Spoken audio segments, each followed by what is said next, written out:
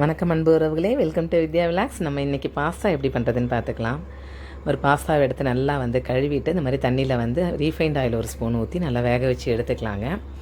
அந்த வேக வச்சது ஒரு முக்கால் பதமாக வெந்திருந்தால் போதும். இந்த மாதிரி நல்லா எடுத்து ஃபில்ட்ரு பண்ணிவிட்டு அதில் ஒரு பச்சை தண்ணி ஊற்றி நல்லா இந்த மாதிரி அலசி எடுத்துக்கணும்.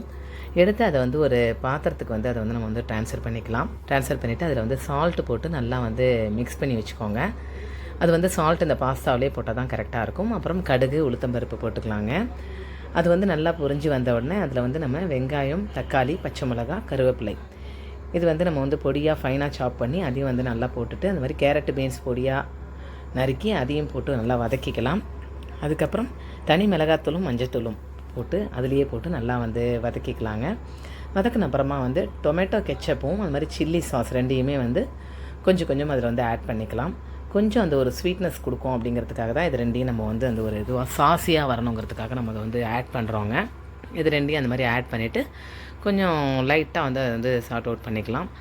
அதில் இந்த பாஸ்தாவை உப்பு போட்டு நம்ம பெசரி வச்சுருக்கிற இந்த பாஸ்தாவை போட்டு நல்லா வதக்கி எடுத்துட்டா ரொம்ப ஒரு அருமையாக குழந்தைகளுக்கு ரொம்ப விரும்பி சாப்பிடக்கூடிய ஒரு அருமையான ஒரு பாஸ்தா ரெடி ஆகிடும்.